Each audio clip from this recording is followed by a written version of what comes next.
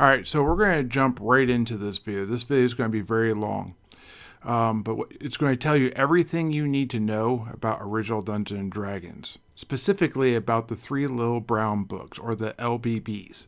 Jump in the game. How many players do you need for this game? Well, it recommends between 4 and 50 players of 12 years of age and up, doing a ratio to player of 1 to 20. That means you're going to have 20 players per referee. Now, the referee is what we would call a dungeon master these days. And if this raises a few red flags, maybe if you were playing a sport with red flag, you'd be like, whoop, and you throw a red flag. Yeah, that's not abnormal thinking. The way that's wrote, one could definitely believe that. But let's just be clear. They weren't expecting 50 players to sit down at the same table or be in the same room when you played this game. That's not actually what they're referencing. They're also not referencing having 2.5 referees trying to run the game at the same time. Let's get more into what they're actually saying. 4 to 50, what they're really saying is you have 4 to 8 people in a group, and then that group does something and the persistent time carries over, and you have multiple storytellers, referees, dungeon masters, however you want to call that, running the game at the same time. And they have basically a shared list of who has done what and what's going on and this type of stuff. And the time is accounted. So you go into a dungeon and you find there's a dead orc in this room and there's blood.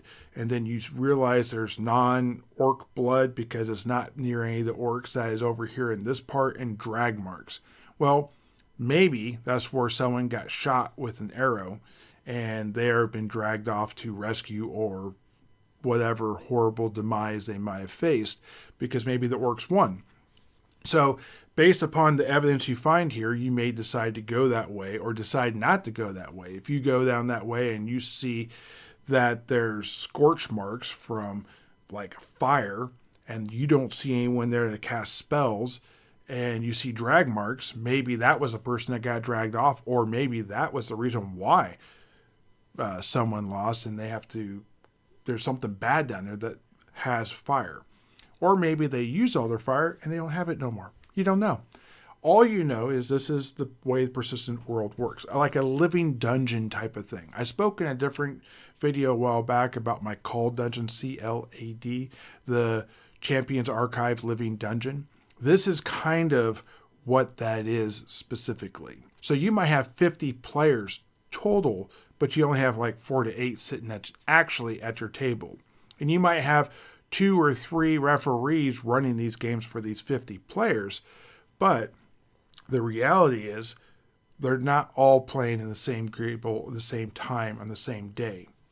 And you keep that continuous calendar to make it a very persistent world. Okay, so what else is needed? Well, for sure, you're going to need different shaped dice. So we're going to get some D4s, some D8s, some D12s, and some D20s, specifically out of the book. So D6s were considered to be so common they were beyond mention. They were self-evident. When you see hit dice, when you see roll these number of dice, they are literally referring, unless they say otherwise, to D6s. That is how common and well known, because all the war games of the time, and remember, they're speaking to war game players, in my opinion, slight oversight, but we can understand how that is. For modern players, we're like, wait a second, what about D10s? Are there a bunch of Vampire the Masquerade or those type of games? Or what was it, Void or Vor? One of those 2 war games that only use D10s. And the answer is no. No, that wasn't the case either. It was actually the reverse of it. So D10s were not really seen as a commonly used dice, and the only way you could actually get proper D10s was through a educational magazine from Japan and have them shipped in. And from what I understand, it was almost the cost of actually buying the original Dungeons and Dragons book. So people would get together to do group orders, or a store would do it. Eventually, TSR actually started to produce these dice in this set. It just wasn't that way initially. When you got the dice from TSR, and when you got these D20s that went from 0 to 9 twice, so you could have a D10, the way you would distinguish your dice from other dice and your D20 from a d20 or from the ones or the zeros, essentially, the 0 through 9 or the 10 through 11, is you would melt crayons or some sort of wax that had color, and you'd basically put that on the dice itself, and then that would represent how the dice was, if that makes sense. It was also suggested that you're going to need a copy of Chainmail, which was made by Jeff Perrin and Guy Gygax. I'm going to talk about Perrin probably in a different video because he's kind of off topic. He's more of a war gamer. It never really comes over to the fantasy side of things. Matter of fact, wasn't even a huge fan when the 3rd edition of Chainmail came out, and Gygax basically required that the fantasy appendix was added to that version of the game. Was not a huge fan. He wanted to keep the fantasy out of his actual Chainmail game. But we'll talk about that later. There's also the recommendation that you have graph paper, a 3-ring notebook, sheet protectors, and drafting equipment, colored pencils, scratch paper, imagination, 1 patient referee, and some friends to play with. You have those things, you're ready to play. You need to have a world in which you can play this game. And this would fall upon the referee or referees if you're playing in a shared world. If this group was especially large, you would have characters that would travel from peasants to lords to different titles with a mixture of fantastic and mythological beyond the historical element of it. By the way, since you're keeping a real time, you could literally keep a historical log of what happened in your game year to year type of thing. Blackmore had the Egg of Kut. This was a central location, a central bad guy with the Castle Blackmore. Greyhawk had Castle Greyhawk, also had the surrounding areas, heavily based off of actual history with like names and places and that type of stuff changed. But you could point that map and put it directly over another, and it would basically mirror 1-to-1. It's always good to have a starting area. Usually starting small is easier for the referee in this case, with a few safe spots around it. Wilderness around your village creates a void of types with potential danger, but you're not like facing it like every corner like you might in a large megatropolis where you might have thief guilds and bandits and brigands and guards and those type of things that might be around every corner. In a wilderness, you might travel miles and not actually run into something. However, wilderness was not designed to be an overly safe place, and the things you could run into would be things that your army would run into. But based upon the rules, it's really easy for a person or a party to avoid contact with such groups generally. So we've talked about sort of like what the world would look like. Let's talk a little bit about what you can play. The truth is, while the game starts with 3 different demi-human races, and they don't call them demi-humans, but that's dwarf, elf, and halfling, also known as hobbit when the book really first came out, but they were forced to change that because of the Tolkien estate. Really, the rulebook says you can play anything, and it gives examples of playing a dragon and that type of stuff, and that can happen one of 2 ways. Either you can get with the referee prior to the game and say, okay, here's what I'm wanting to do, and the referee can say yes or no. Or later, when you die, you get reincarnated and you come back as something different. This world, though, this game, I should say, not the world, is very human-centric. So a lot of the game is based around you playing a human. Also, if you're on Team Bad Guy, the option of being able to play an orc or a goblin is much higher than if you're on Team Good Guy. They didn't really have that type of crossover back then, but they did have the availability for you to play that. And it was highly encouraged for people to play bad guys because most people like to play good guys. So if you find someone that's wanting to play a bad guy with the evil alignment or a chaotic alignment, if you're in Greyhawk, that was a good thing. However, having this odd alignment makes the difficulty higher. You're going to run into problems when you run into a village. You're going to run into problems if you run into a patrol of guards. The only time it's really a true benefit is sometimes when you go to a goblin area and you're a goblin. Not every goblin tribe gets along. Not all goblins within the same tribe gets along. So you really run into this problem more frequently, but also if you're a goblin, you're a goblin. And while you might be kill on sight for all humans, they don't know the difference between that goblin and this goblin. It kind of makes you invisible in many ways. And I will say that if you run into a dungeon master or a referee that actually put the effort into a goblin village as they did into like their human settlements, shortly you would have a truly epic game with a tremendous amount of depth within the game, and it would make for a game that would be very long lasting in my opinion. But let's just stick with the races that come in the book. Let's start with humans. Humans have no special abilities and no limitations. They can be any class they want, and they can be any level. There are some people that believe in some things that suggest that humans have a level cap because that's where the XP stops. I personally don't think so, and I don't think it matters because no one's reaching that cap in most games. Very few people, like one type of thing. So it doesn't really even matter. So humans have all these options. What don't they have? Well, they don't have any sort of special sight. They have human sight.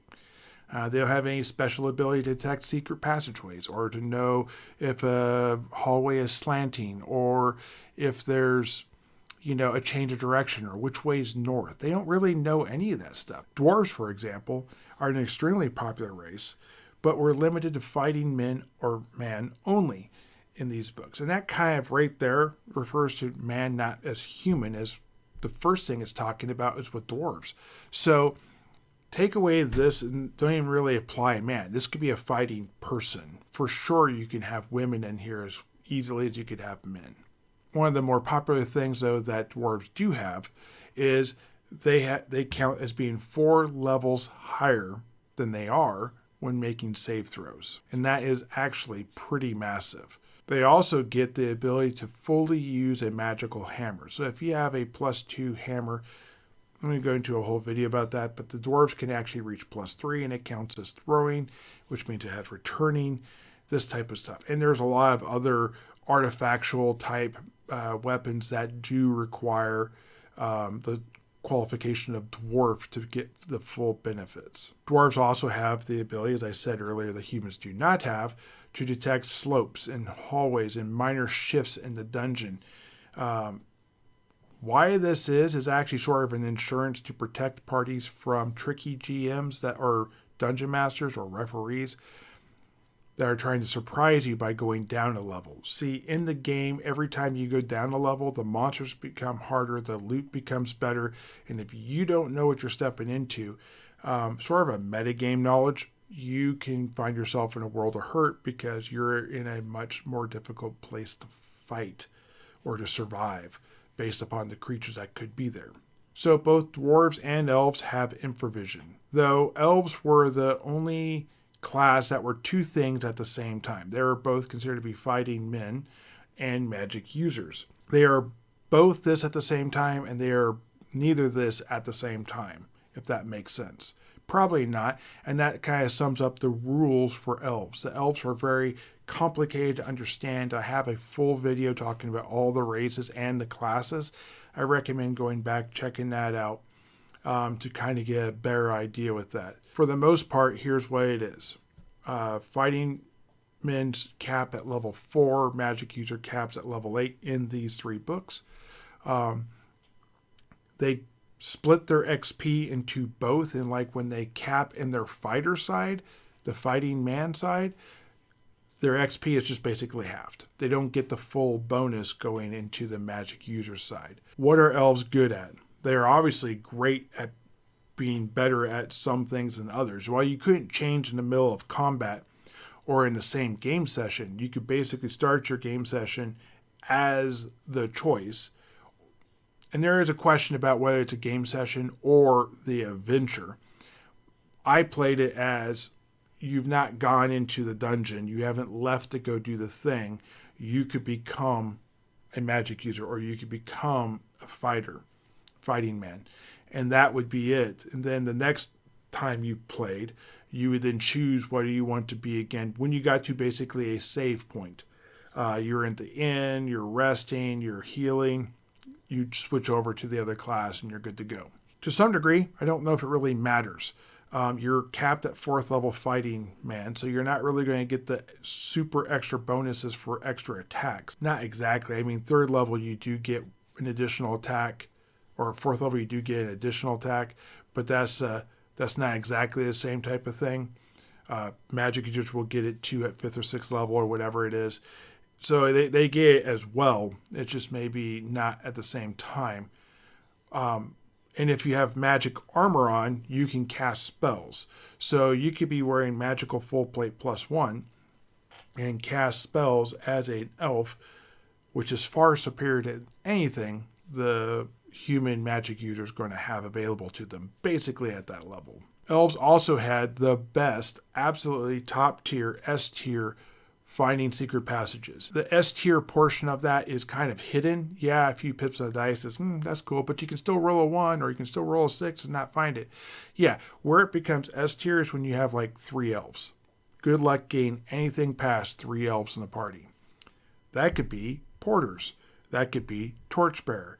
That could be your adventurer. If your porter says, hey, there's a secret door behind there because I can sense it, you're not going to ignore your porter. That's why it becomes so powerful. So what's the main negative for an elf? Well, some would say you gotta divide up the hit points. Maybe that's a big one. Not really in this version. When you're dealing with the other books later, when the hit dice changes, it's more of a thing. In this one, it's a lot less. You see, the difference between a fighting man and a magic user is that a magic user gets a d6 hit points and a fighting man gets a d6 +1. So virtually nothing. If you take half of those, first of all, that means that you're not going to be able to roll a 1. It means your minimum hit points is 2, and you're going to get the +1 from the fighter side regardless. So your minimum hit points is 3, which even for new versions of the game, newer versions, not necessarily 5e, that's really good. 3 hit points is not bad comparatively. And the max is you could have 7 hit points if you roll 2 6s. So yeah, that's not terrible at all. I mean, just because you roll half doesn't mean you don't get the benefit. You only need 5 or 6s to really get your 6. So that works out well. What is probably the worst thing about it is you split your XP. I've already kind of hinted at this once. So you get 2,000 experience. Massive game session. The cleric levels, the magic user is really close. The fighting man levels. The elf does not level. Why? Because he gets 1,000 in fighting man and he gets 1,000 in magic user. Therefore, it does not level. What's worse is you've now got 4th level fighting man and you're working on getting to 4th level magic user because they take a little bit more XP. And now you get your XP. Another awesome game session. You get 2,000 more XP. Everyone else gets 2,000 added to their class. You get 1,000 for fighter and you get 1,000 for magic user. If you're at your cap for fighter, that 1,000 for fighting man still goes to the fighting man. That means you get 1,000 XP for the magic user. So now you're literally leveling half as fast as the magic user standing next to you. You're a fighting man as well as a magic user. And you can't turn that off. That's there forever. That's a big deal. Talking about big deals, let's talk about the smallest race in the game. We're going to talk about halflings, aka the Hobbit. So when they originally brought this out, there was an extremely heavy Tolkien lean, shall we say. And they kind of got slapped back into position saying, hey, you can't use the Tolkien elements like you're doing. We don't want things like hobbits in your game. That's kind of copyrighted to us. And they decided to find some sort of agreement. Now, it wasn't actually Tolkien himself that's doing this, or his family. It was actually a person who represented the Tolkien interest because they had the rights to it. And basically, their thought process was, we had to pay for them, you're not getting them for free. Fair and valid. So, some changes were made from the first editions of the books being released into the last editions of the same books being released. Things like Balrogs got renamed. Treants got changed a little bit. Hobbits became halflings. In the version of the book I have, they're called halflings, but I got mine from the PDF on rpgdrivethru.com. I'll put some links down below. These are pseudo affiliate links. Not pseudo. They are affiliate links, but I really don't make anything off it. What it actually does is help give me the ability to get more PDFs so I can make more videos and play more games. So you are just feeding the channel if you buy anything with my affiliate links. So awesome. Appreciate it. I would almost wager a bet, though, getting back in the halflings, that due to all this, there was almost like a fair amount of resentment and hate even before the Tolkien estates came after this. Look at the wording. And I talk about this specifically in the halfling video. But look at the wording where it's going into this. Talking about if one should want to. Like it's real negative. Also, they have none of the benefits of humans and they have the same vision as humans. That's terrible. They also have the lowest level cap in the game at 4th level.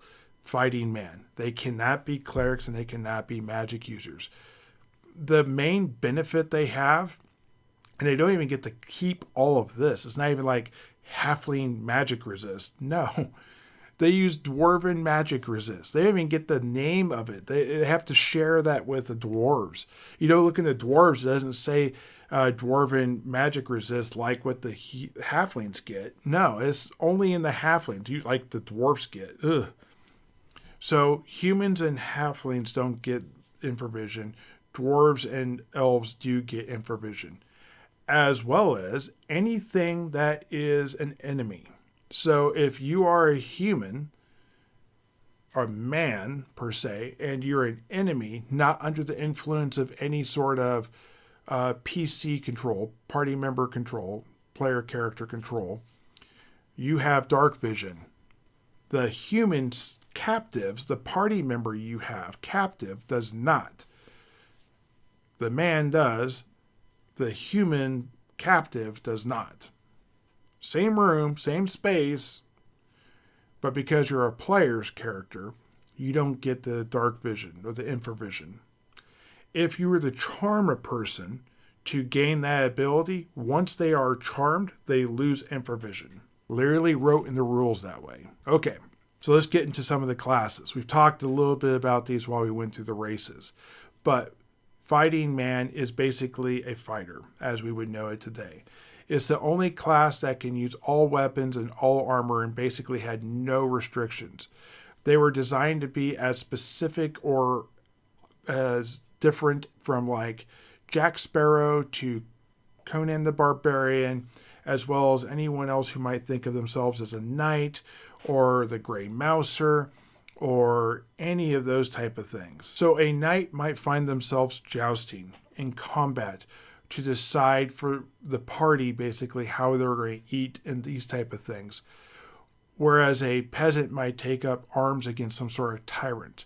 They're both people that interact potentially with a tyrant, and they're both doing things to incorporate their own world or to give themselves agency. They just do it differently. The fighting man was not supposed to be extremely limited. You were supposed to be able to play a samurai or to play Conan the Barbarian or some other person who maybe wields fish. I don't know. But you were supposed to be able to do this thing all in this class.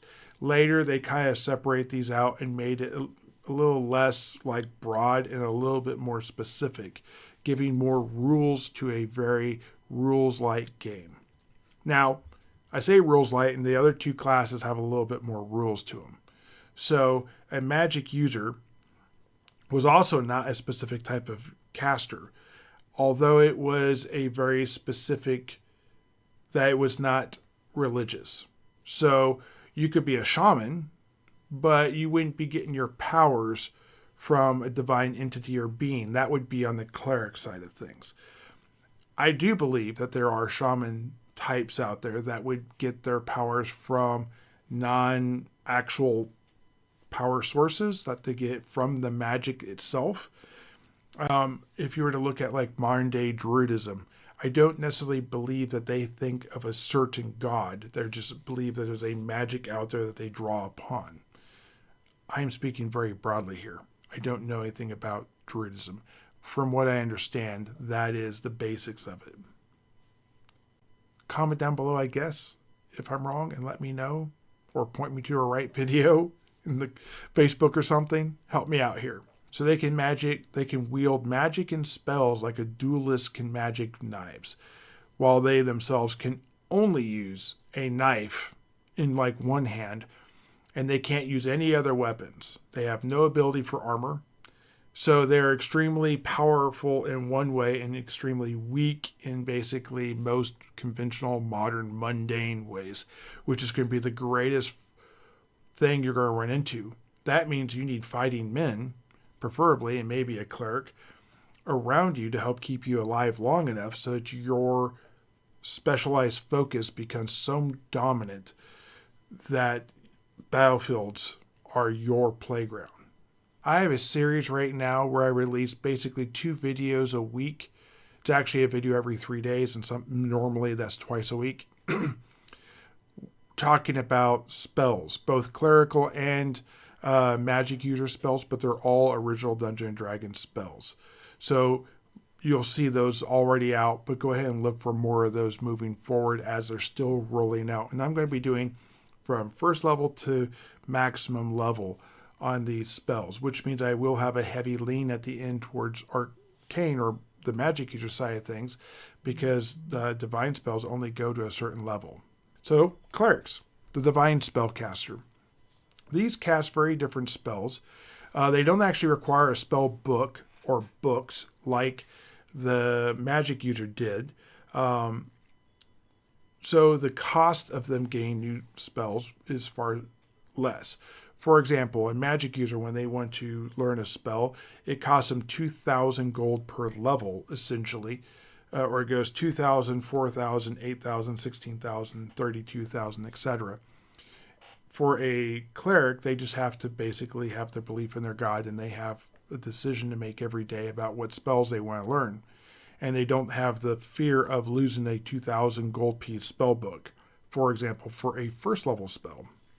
With this belief, though, there are certain things that are expected of them. For example, they're going to be lawful, generally, and they're going to be chaos. And if they're chaos, then they're actually called anti-clerics. And what they gain and have is very different. For example, they lose the ability to turn undead if they become an anti-cleric.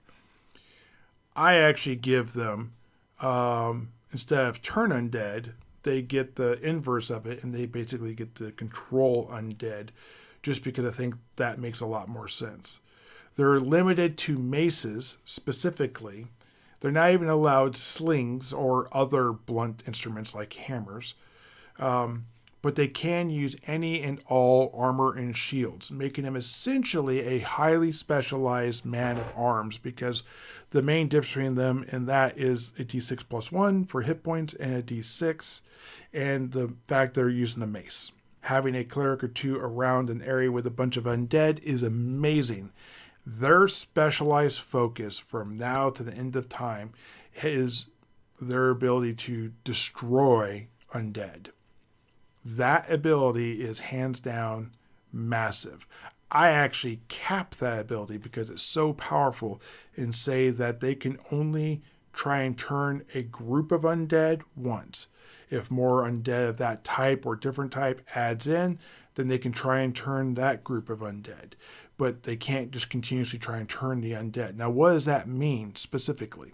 So, if you're a 5th level fighter and you're trying to turn basic skeletons, when you turn them, not only do you turn them, you destroy them.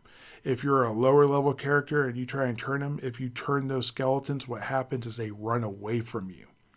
They stop running away once they're attacked, but it's a way that the party can go to fighting 10 skeletons to fighting 10 skeletons one at a time, making it much safer for everyone involved. Now we're going to dive into some other stuff here and talk about stats. So the stats were basically listed out by the primary stats that are needed for each class: strength, intelligence, wisdom. Okay, those are going to be what I'm going to call the prime requisites, because this part of the rule book was confusing, to put it politely. And strength goes for fighting man, intelligence goes for magic user, cleric gets wisdom. Then you have the other stats being constitution, dexterity, and charisma. Now, constitution and charisma cannot be changed, and that is because they are so important. If you have a +1 strength bonus, woo-woo. I'll get back to that in a second because it's actually way more powerful than it originally sounds. But woo-woo, you have a +1 strength bonus, okay? If you have +1 hit point bonus, that means that you could potentially take an extra hit. That's a big deal. This is based upon how many levels you are. So if you're 5th level, that's 5 extra hit points. If you're 5th level and +1 strength, that means you have +1 to hit still. There's no +5 to hit. I mean, there is a +5, but you're not doing it generally. That's between high strength, additional books, and magic items. So you're not getting that bonus. Prime requisites can only come from the other prime requisite scores, being strength, intelligence, and wisdom. And essentially, it's either 2 for 1 or 3 for 1.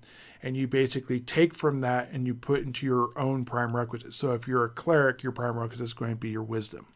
You can lower your strength and your intelligence to raise your wisdom. So what does a prime requisite give you? Well, a prime requisite gives you bonus experience. Remember, your experience, your level is tied into sort of your lifeblood of how powerful you are. It gives you access to more spells. It reduces your to hit with the attack matrix if you're using that.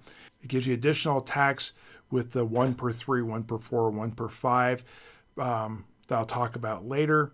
It gives you eventually the ability to have title and to have your own castle and your own lord kingdom type of thing. So it's pretty powerful. Constitution's pretty powerful. What does strength, intelligence, and wisdom give you? Well, not a lot. It gives you maybe some access to new languages. That's about it. Constitution gives you bonus to hit points. So what does charisma give you? I mean, charisma traditionally in modern Dungeons & Dragons is pretty worthless. It's usually the dump stat everyone pulls from. You can't pull from charisma to go to prime requisite. Well, charisma is arguably the most important stat in the game. It's the one that affects your loyalty rating and how many henchmen you can have. If you remember me talking earlier about having henchmen like a porter or a torchbearer that was an elf that could then detect secret doors, that is where that comes from. The likelihood of you getting one of these and having them be a part of your group is directly based on your charisma. I'm going to talk more about this later, but there's something called a monster reaction table, which is where NPCs that run into you have a reaction to you. And based upon that, they do different things. Maybe they'll be neutral to you because they're of the opposing alignment. Maybe they'll be willing to help you. Or maybe if you roll badly, they'll be less willing to help you or potentially fight you just because. So charisma is a powerful stat. There were not classes that required these other stats yet. Dexterity didn't do a lot. Dexterity just didn't really do a whole lot at that point in time. Stat rolls, rolling under your statistics to be able to avoid pits and this type of thing was really the big thing it did at that point in time. So that's a lot about stats. Let's go a little bit beyond that and talk about languages. So if you were a player race, you were expected to be able to know all the other races, be able to speak common at least, or all the races associated with that, like dwarves being able to speak gnome and those type of things. So alignment languages. Alignment languages work like this. If you spoke lawful and the barbarian fighter type that's with you spoke chaotic, when you spoke lawful, they would be compelled to jump over the table and essentially attack you. Your personal relationship wouldn't necessarily be a thing. It's based upon the cosmic draws of everything. I'm not really a huge fan of that. When Gandalf spoke the Dark Tongue in front of Elrond, he basically said that he was highly offended and whatever, and that would never been spoken. It didn't actually require Gandalf to be that alignment to speak it, but I think it draws into it some. And someone has to have maybe a dark past that not everyone's going to know that language just because they exist. So with that being said, I don't feel like that I would use the languages like that. I think it still is there. I think that the concept of that most people of the chaos alignment wouldn't be able to understand law makes a lot of sense, and most of the law would not understand chaos.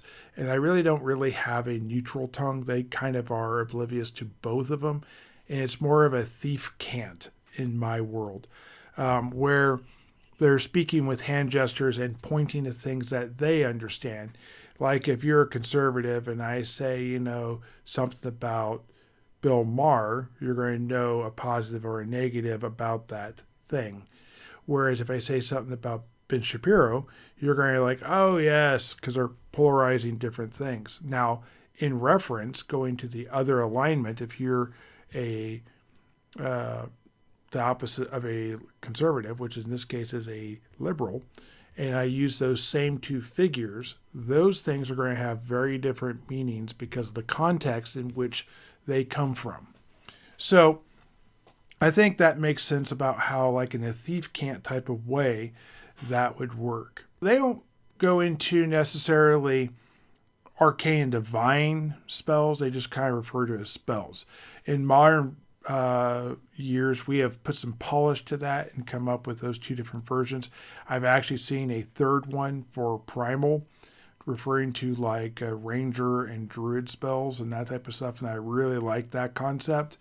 But that's not in original Dungeons and Dragons. They just refer to as spells. But there is clearly a Jack Vancian influence with the arcane side, and the clerical side has sort of that too. But unlike getting this from a book, they're getting it from a source of power, like a god, an elemental being, a demonic force, an angelic force. Whatever your world might have, that's kind of where that goes into. I've had a lot of videos that have come out and are going to come out talking about the differences in spells. In those spells, I refer to spells that are both in the divine side and those that are in the arcane side. So while they have their own spell lists, sometimes they do have overlap. Detect Evil, which is in its own right an ironic spell because evil is not technically in alignment. They have good guys and bad guys in Blackmoor, but they have law, neutral, and chaos in the actual rulebook. But that aside, is interesting. But the big thing about that is in the arcane side, that's the standard of the spell. And then the divine side actually gets a better, bigger version of it. And I think that is because there are fewer spells, less offensive spells in the clerical side than there is in the arcane side. Also, it talks about the fact that you can create spells with gold. That's pretty much purely in reference to the arcane side. You're not creating new spells that your god gives you because you did something. Now, I think the referee certainly could do that, but I wouldn't necessarily associate a gold cost to that. Maybe you complete a quest. You do something specific for your god. You bring certain followers in. You take on a new role. That would give you new access to divine clerical spells, unlike essentially the way of the arcane side. So we've talked about the magic side of things. Let's just jump into melee. Essentially, there is 4.5 ways to do combat. I got half in there because the half part is jousting. That's really mostly for tournaments or when you are traveling throughout the wilderness and you come across a lord and they have a big tournament type of thing and you decide how you're going to be fed or if you're going to be potentially enslaved or whatever based upon the result of the jousting. Lots of things could happen. So that's the half. The other 4 ways really get broke up into those in chainmail, the 3 of them that are there, and the one that is considered to be the alternative form of combat using the attack matrix, which is actually found in the rules. And I'm going to jump into that first because it's the one that survived essentially, and it's an easy one for players to understand. Not that the other ones are more difficult, it's just easier to understand this because it's one. And that's basically you roll d20, you have descending armor class. Higher you roll the dice, the better. The lower your armor class is, the better. Yes, that does sound counterintuitive. That was a debate for about 20 years, 25 years, until 3rd edition came out and they went to ascending armor classes and kind of fixed it. Since then, clones of the game have come out and actually have made adjustments to this game. Also, Attack Matrix is slightly different than THAC0, which is found shortly thereafter in 1977-ish time period, 78-ish, when Advanced Dungeons & Dragons came out. I won't get into the specifics of those because that's not the point of this video, but there is a difference between the two. Chainmail forms of combat. You have 3 forms. You have mass combat, which is your army versus my army, the war game aspect that we talked about, using d6s. 6s are good, 1s are bad. Hits equal death.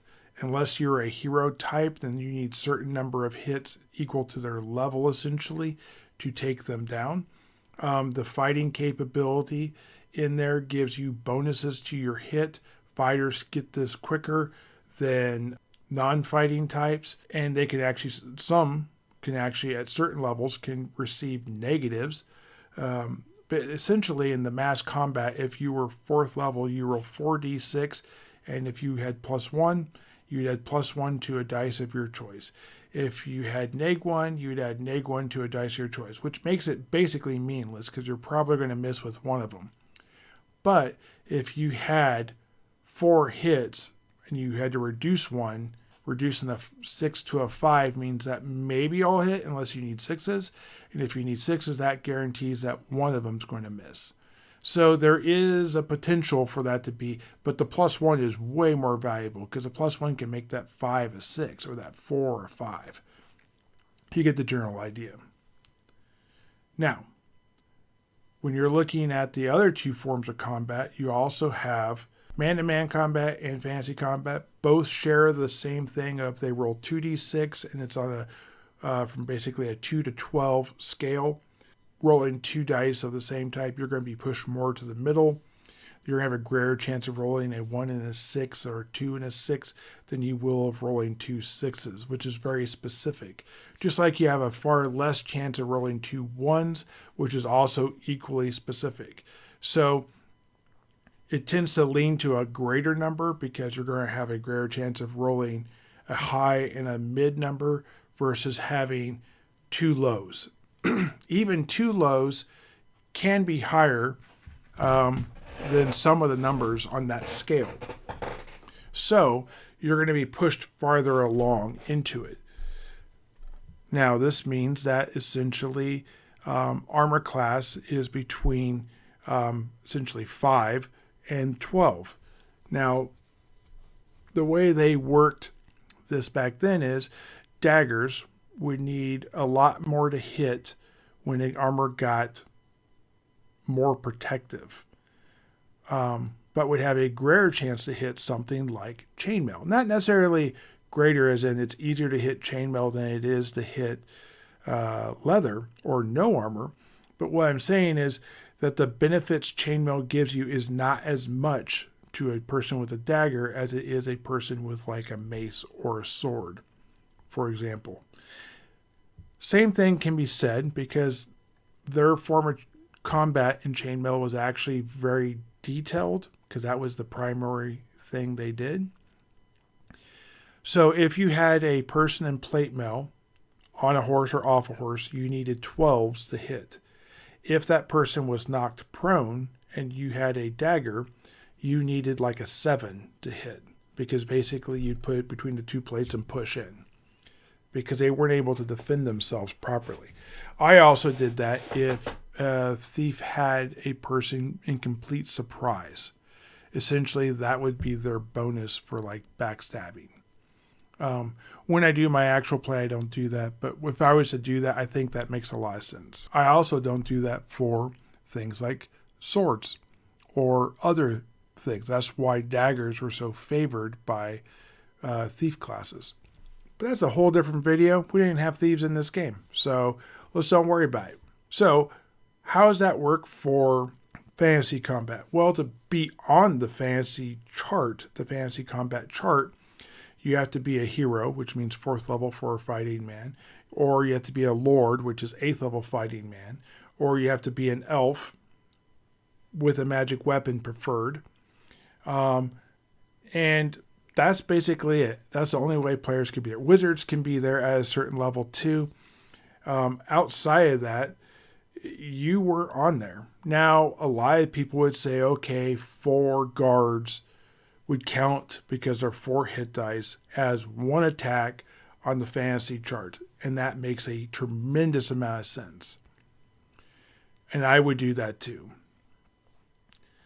But that's how that goes. And essentially, a hit is a hit. So if you're fighting a chimera and you roll a hit because you're able to attack on the chart and you roll enough to hit the chimera, then you kill the chimera. There's no more hit dice associated with it.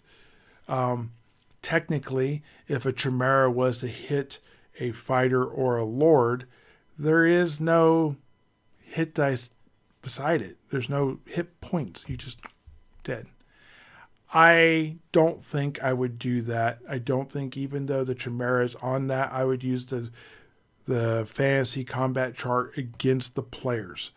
I think that is a one-way thing. The player's trying to hurt something that's fantastic, magical, mythological, surrounded by complete mystery, sort of a one-off type of thing, to kill the ultra bad, super rare guy. That's how I would do that. I wouldn't have it as a way to quickly kill a party member in a single hit type of thing. Okay. So now we're going to break this down just a little bit more, because chainmail in original Dungeons & Dragons is complicated. Even though it is not from a system you would necessarily think it is going to be complicated. So they had different types of troops. If you were a light foot, you got 1 attack against another light foot. If you were a light foot fighting a heavy armor or an armored troop, you would get like 1 per 4. So every 4 times you would attack, or if you had 4 guards that were light armored for attack, or a light foot going up against a heavy armor or an armored troop, then that would be 1 attack against that guard. Essentially, they were far more, and they didn't really get into too much specifics. I think they kind of gave you like a range. So while they're super specific, they are not totally specific. A lot of original Dungeons & Dragons tells things by example and story, narrative, versus outright mechanics of the game. Where they do tell you things like, if it's opposite alignment, you must attack, is obnoxious to me. They don't do it when it would be super helpful, which is maybe obnoxious. But there's a lot of great things about original Dungeons & Dragons, so we're going to ignore that for a second. So where does that become super powerful?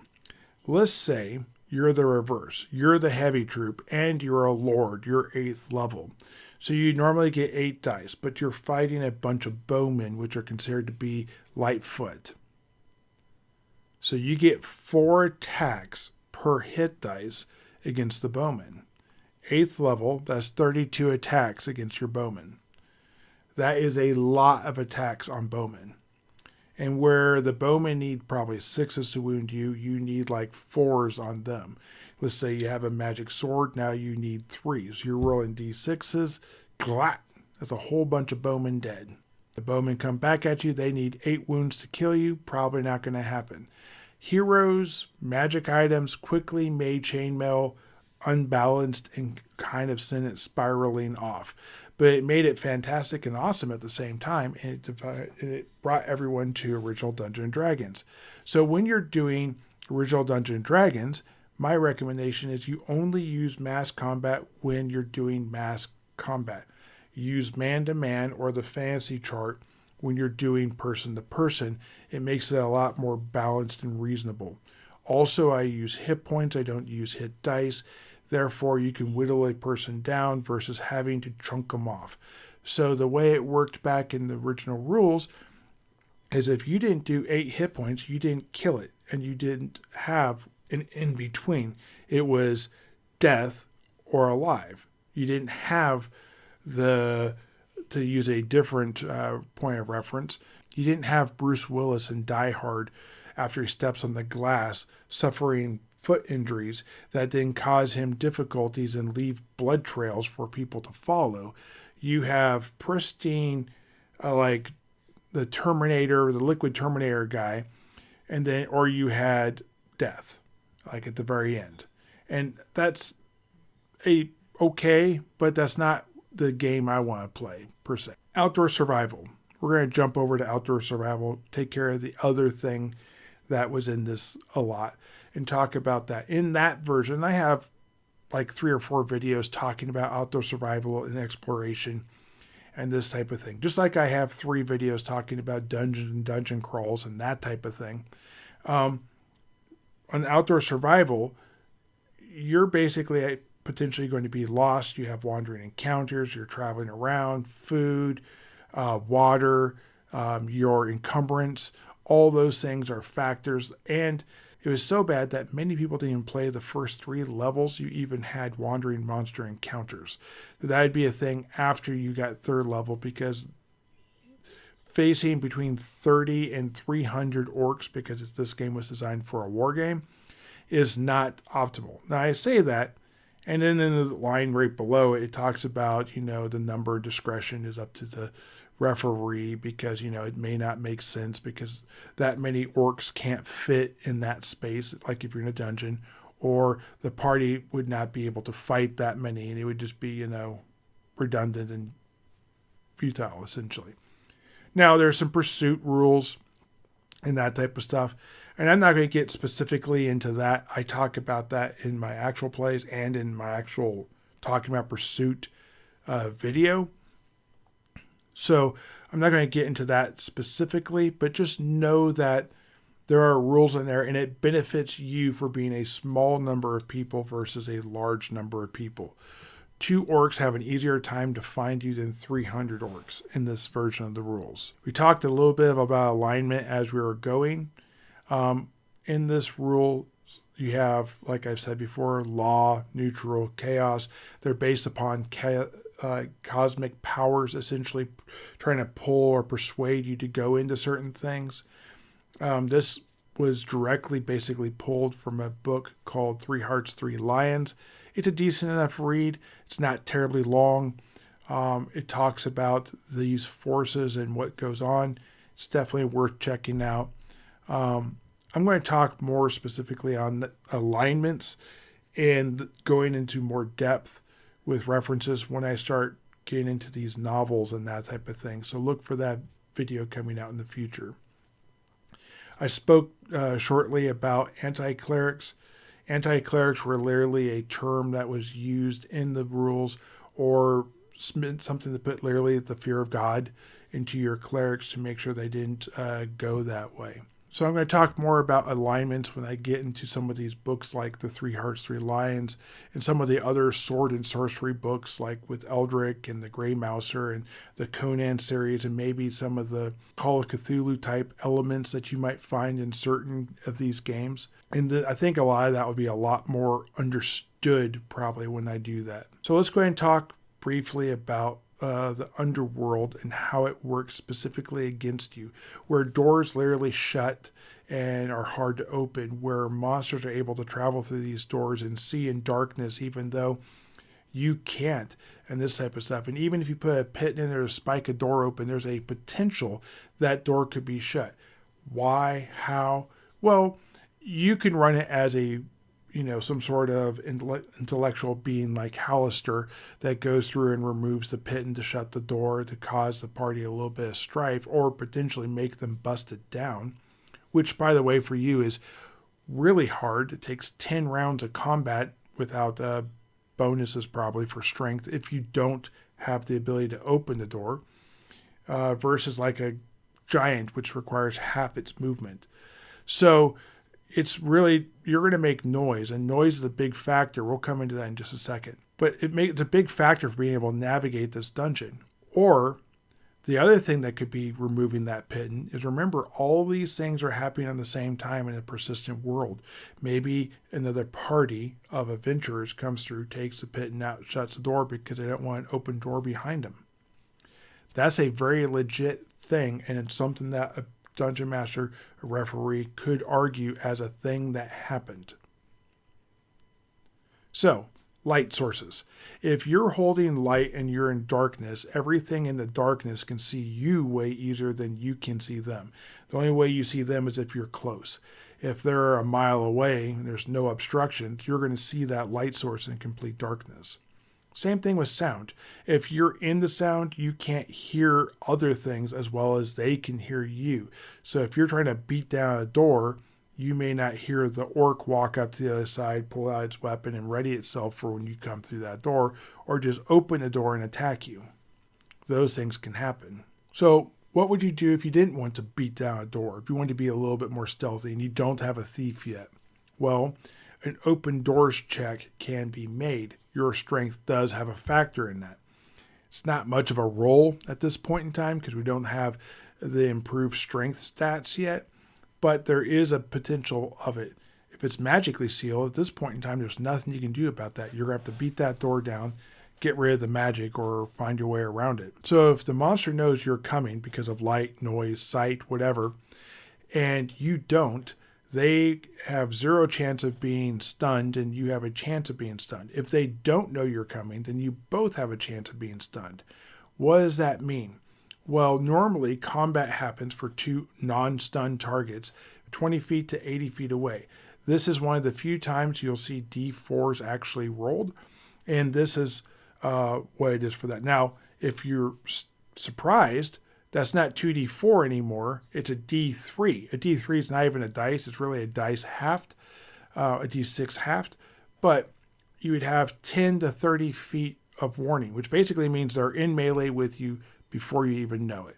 And one of the big things about that is reactions. So if the monsters are reacting to you, they have less chance to take in your reaction before you're on them, or you have less chance to manipulate their reaction before they're on you. And traveling through a dungeon is extremely important to track time. Not tracking time in a dungeon is, according to Gygax, not taking the campaign seriously. That's a later book that comes out in, but that's essentially how he felt throughout this whole thing. Every 60 minutes you have to rest, and everything you do takes time. Searching an area might take 10 minutes. Bluffing a monster encounter check might take about a certain amount of time. Combat takes a minimum of 10 minutes. Listening at a door might take a minute, and those type of things. And then, not only that, but every 10 to 30 minutes, I usually do 20 or 30 minutes, you need to make a wandering monster encounter check, which is usually a D6. On a 1, you get an encounter, and then you have to worry about your reaction to that. Wandering monster encounters are far more dangerous because they're the gonzo portion of this. Normally, a dungeon with kobolds has kobolds. However, the kobold dungeon might have an ogre in it because you rolled it randomly on the wandering monster encounter chart. Usually that's based upon the level you're on and a little bit of dice and where you're at. If you're out in the wilderness, you don't necessarily have every 10 minutes or every 30 minutes, but you do usually have a daily check where you roll, and that's based on your location too. So if you're in the mountains or you're in the forest, you're in a swamp, you have different potential monster encounters as you're traveling. Now, you get in a fight, you get injured. What happens if you drop to 0 hit points? Well, you die. And in that situation, there's no coming back unless you're being res. There's no, oh, he gets a heal, he comes back. That might be how I play it, or it might be 0 equals unconscious and not actually dead, and -1 equals dead. Or I have a different thing, which I talk about, and I'll just briefly talk about it, where you have the hero levels. So your first level, true death actually for you is at -2, not -1. If you're a third level person, that's actually at -3. Fourth level is true death. -4 is actually true death, not -3. And that's kind of how I do it. And when you fall in that range, as well as first level at 1 hit point and at third level at 3 hit points, so you essentially have like a 7 hit point spread of 1, 2, and 3, -1, 2, and 3, and 0.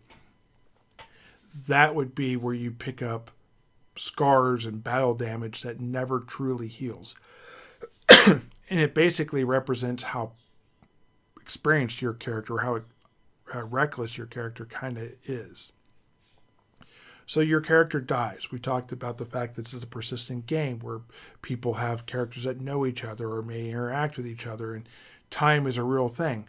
Why not have things like family heirlooms going to relatives, and that be a character that then gets played, and you have generational wealth being passed around between the characters within the same player, essentially. Well, they have that. They literally have that 10% of the items or value can go from this character to another character, giving it a fresh start.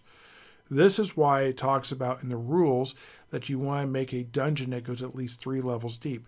Because if you go down there and you get a plate mail and you get that shield and maybe a magic weapon, you have such a better start than if you were having none of that. Maybe now you can afford henchmen to go down there. We talked about elves already. Or maybe a dwarf for the know if you're on a sloped passage. But that's a thing, like you now have the ability to do that. So taking that early risk so you can do that is so much better than playing it a little bit safe. However, if your last character played it wild and crazy and you had, let's say, a total of 5,000 gold and it dies, 10% or 500 gold gets put onto your new character. Maybe this character is a magic user who gets a spell book, gets a few extra allies around them, gets guards to help intervene between him and death or her and death, and that type of stuff. And sometimes death comes very quickly and specifically out of the blue. Poison, for example, is a save or die. I'm not a huge fan of the save or die. I have a slightly different version of it. Maybe that makes me soft. I don't think it does. But definitely having strong things for poison, I think, is good. I like to have a little bit more depth in this and not say that a spider bite from a recluse, which probably would make you really sick and probably rot part of your arm away where the necrotic poison was entering your bloodstream, but probably wouldn't kill you, is very different than that of like a king cobra, or a fer-de-lance or a black mamba when it bites you, which really could kill you, as well as like a rattlesnake, for example. But there's a different degree in what they do. And to help put buffers out there, and we've talked about this several times already, we have henchmen. Henchmen could be skilled labor that come and work for you, or they could be the porter that carries stuff, or they could be the cook that provides a good meal, whatever benefit your referee decides for that. It might be a person who is the spokesperson for the party. Maybe you have a face person, a noble that travels with you, whose only job is to maintain the camp and to be a spokesperson for the party, in case you run into guards or other nobles, for example. Having everyone in the party with a low charisma makes that character have a lot more value. Because remember, charisma is a very beautiful thing in the party. It can really make that one character with a high charisma stand out because of the loyalty score, because of the number of henchmen you can maintain, this type of stuff. Now, the rules talk a little bit, and I mean just a little bit, about basic equipment and costs. Um, it doesn't really talk about what all they do for like a helmet. What does a helmet do?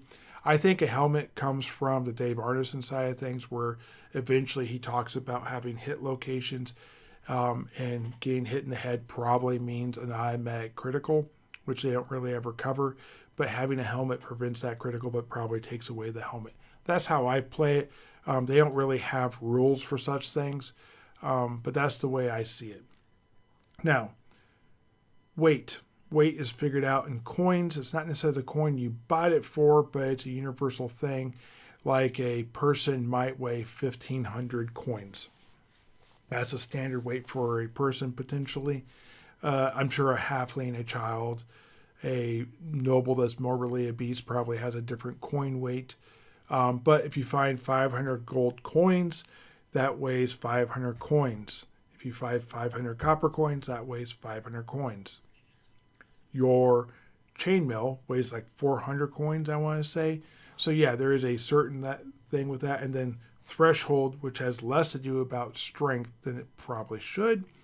But there are basically standard cutoffs for your threshold for movement, and then that directly affects how far you can move, which affects how far you move in a dungeon and outside of a dungeon. And while we're talking about movement, when you move in a dungeon, it's at 1/3 your normal movement.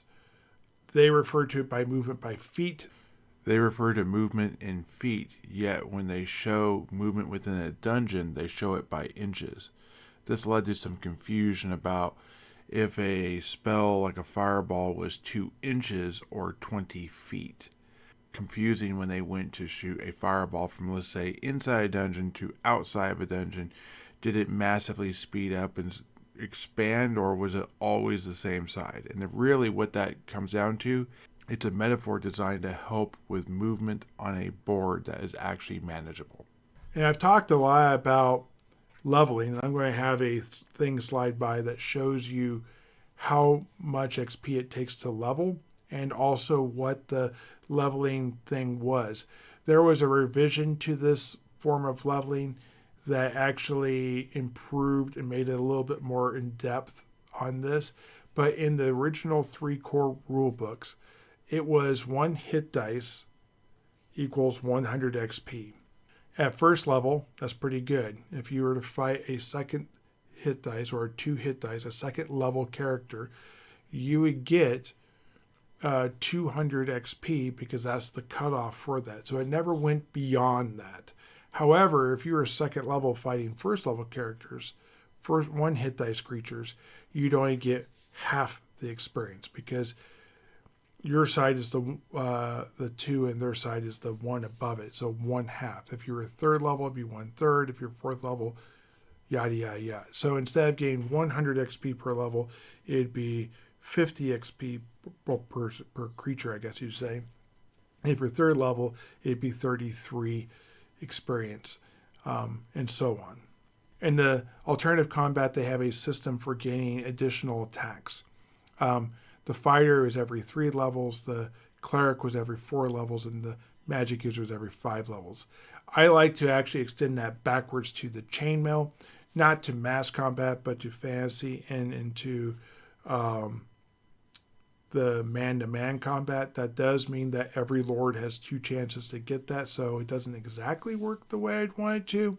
But I think if you're a lord fighting a dragon or something like that, you probably should have 2 chances to hurt the dragon. I don't know exactly how that fits in with a lot of combat like that, though, because 2 chances to kill a dragon outright is far greater than an alternative combat system person to fight. So let's go ahead and talk about these 2 differences, because I think with this example, you can see how that'd be different. The alternative combat uses hit points. The fantasy combat is designed not to use that. It was sort of a binary kills thing. I think I would actually add a hit point total that allows you to do damage to it and whittle it down. So 2 attacks then is appropriate. Just like it would be in man-to-man combat, and just like it would be in the alternative combat system. But the main difference that is kind of like a hidden nugget that most people don't see is a +1 weapon on a D20 is far different than a +1 weapon in mass combat on a D6 or a man-to-man on 2D6. It's a lot easier to get that 12 than it is without a magic weapon. Same thing with the fantasy combat. So where a +1 on 2D6 is far greater, on a D20 it's only 5% better chance. It really works out well to take that +1 and to swap it around. And sure, have +1 weapons. But if you're using man-to-man, instead of it being a +1 to hit, just make it count as a magical weapon, which allows it to do different things on the fantasy combat, but not on the man-to-man. But it would have benefits like being broken and that type of stuff over on the man-to-man. And save that +1 for when you have like a +2 item in the alternative combat.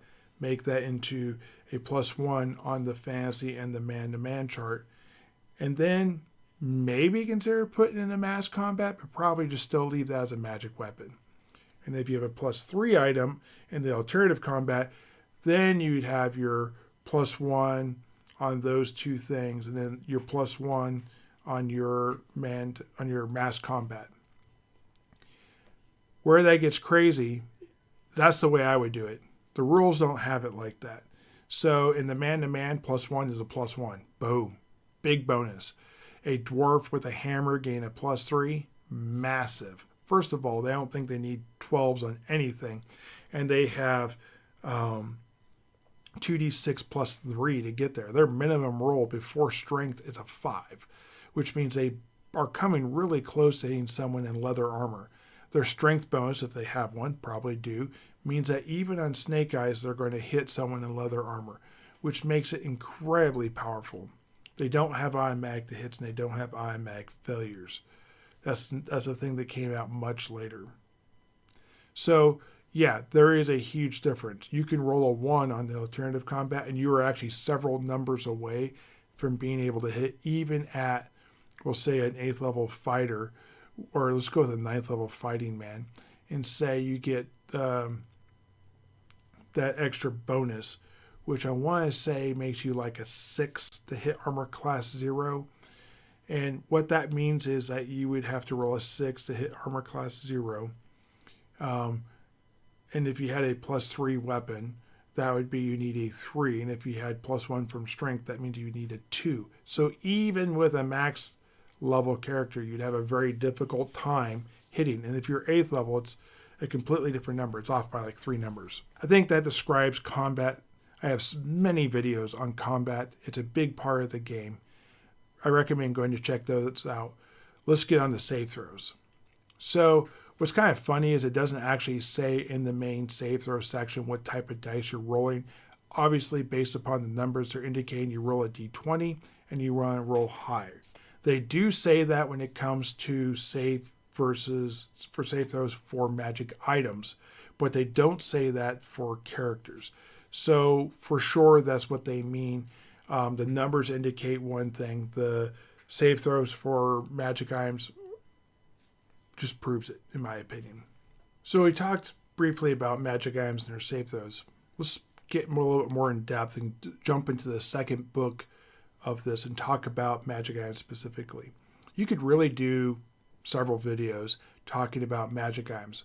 So the basic gist of it is swords are the most powerful because they're usable by fighting men. They're not usable by clerics.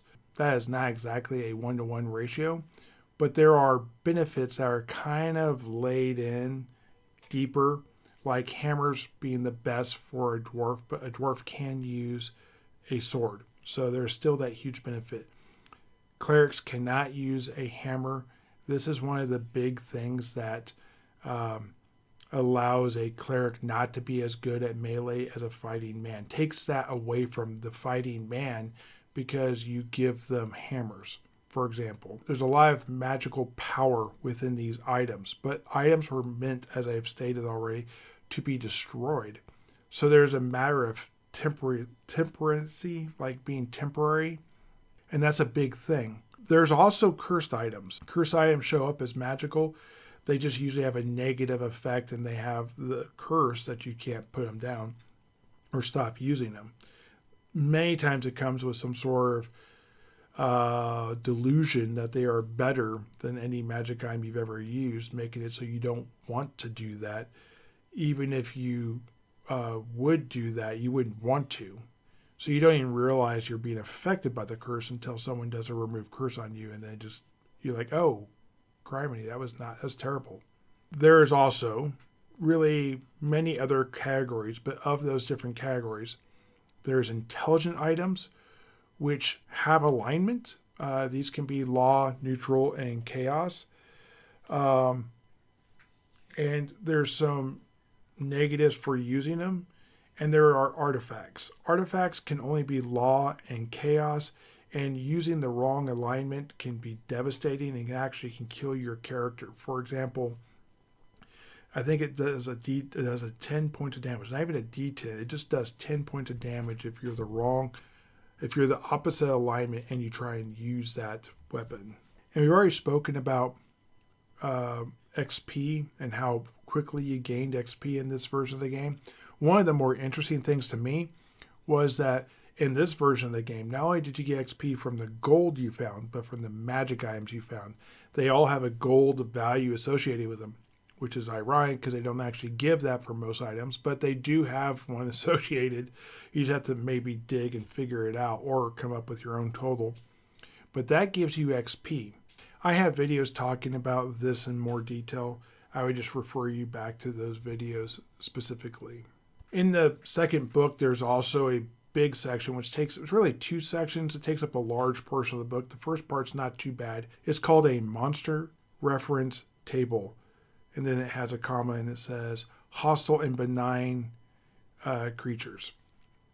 So they was designed to have not just enemies on this list, but sort of a place to find NPCs that you might run into, like gnomes, which are usually lawful. And you usually have a neutral or good reaction with them depending on your party's alignment, or at least the speaker. It goes further into detail, though, talking about the above listed creatures, in this case, the previous listed creatures I kind of hinted at. And it gets far more detailed. And when I'm talking detailed, this is not evenly spread, but you can definitely see where the focus on this. For example, men breaks down into alignment, location, and how many. If you roll the leaders, what percent chance there are of leaders, what type of leaders there are. The different alignments have different types of men. So if you're fighting one type of alignment, it might be buccaneers if it's out in the ocean, if it's or pirates, and if it's in the a lawful, it might be a dervish versus bandits. This type of things. All those things are figured out all the way to the point of whether it's a fighting man you run into, a cleric, which then gives it an alignment type, and then you have wizards, and then you have to sort of figure out that because that's not necessarily title specific. Technically, a necromancer is just a level. It's not have anything to do with alignment. As I discussed more in the chainmail section, though, there are titles for each levels. So you have heroes, which is like 4th level for fighting men. You have 8th level, you have lords. There's all the way along. 6th level is Myrmidon. That's the max cap level for a dwarf, for example. When it gets into details, it also talks about some of the more fantastical things like trolls and fire and the concept of subdual damage and dragons and being able to potentially make a dragon your own mount. This kind of doesn't really have like a major section talking about subdual damage, but one could imply that could be done to other things. So, for example, you could have a land shark mount if you somehow subdued a land shark. Good luck with that. Try not to do that in my presence, please. So what is left is you end up with a very rich and diverse group of historical, mythological, and fantastic creatures that can be mixed into your world how you want. They literally have desert worlds, planets, where they have white apes and everything else. John Carter goes to Mars type of thing in their game. This didn't get pulled. It didn't get hit by the ban hammer. It didn't get, hey, copyright strike. That was literally a thing that was in the rules. I changed those lists because I don't necessarily want the John Carter aspect of it, but I like the fact that they have different areas, have different types of things specifically. I also do some other things where I have swarms, which is not a thing they have. And swarms aren't necessarily an intelligent creature that comes after you. It's just a persistent annoyance that you run into where maybe you not only don't heal, but you have a chance to gain disease and take some damage from periodically from the creatures in the area. So let's get into the third book so we can wrap up this first section of the video I'm making here and talk about the underworld and wilderness explorations. I have 2 different series talking about this specifically, which I made reference to already. That said, some might find this element of the game a little harder because the game breaks up into 3 different parts, really. You have the caller, which is the person who speaks for the party member. You have the referee, and then you have basically the rest of the party. And the reason why it's sort of done this way is because the referee might be jumping between different groups because of this persistent world. Oftentimes they'd be separated in different rooms, or you'd have to go converse with another referee to find out what happened. So they have to have this structured like chain of command essentially, which kind of led to some of the feeling like you weren't being fairly represented and maybe the referee was being a killer DM per se, because if the caller said we're going to go through this door and didn't say anything about checking for traps or listening, the referee might just take him literally a word and you might not be there. And while that might get by 10 times, on the 10th time, the 9th time, whatever, you go through the door and there's an ogre there and you weren't expecting that because you thought you were listening for noise and it doesn't exist. Listening for noise is a thing that all classes could get or had the ability to do, but they specifically had in there certain things were harder to hear than others. Like, for example, undead don't typically make sounds. I don't believe they're silent, as in like a silent spell. What they're saying is they're not sitting there like a horror film moaning in the darkness. Zombies might, but skeletons don't have lungs. They can't actually make noise. But what skeletons do is they make clattering sounds when they move around because they're nothing but bone on bone. So yeah, I think undead make noises, but I don't think vampires need to breathe. I don't think vampires need to hold their breath when they go in the water. I don't think a lot of things like that. So I guess really put thought into your monsters and the environment and realize what the differences are. In this book, it also talks about how the fact that dungeons are meant to trick and confuse your party. You have a referee and a caller, and then you might have a mapper, hopefully, that is drawing up the map. The referee doesn't put down a map and then you make it. You are expected to make your way through this dungeon without the referee ever drawing a map on the table for you to interact with. This was meant to, yes, hide things from you and to expose you maybe to a little bit of grief because maybe it wasn't drawn right. And you might be exposed to the elements a little longer than you want. You might run into problems with weather. And much like the Oregon Trail video game on like the A2 or the Commodore 64 or whatever you first played it on, if you're watching this video this far, you're probably one of those two. You could become diseased or get lost or run out of food and water, or water, really.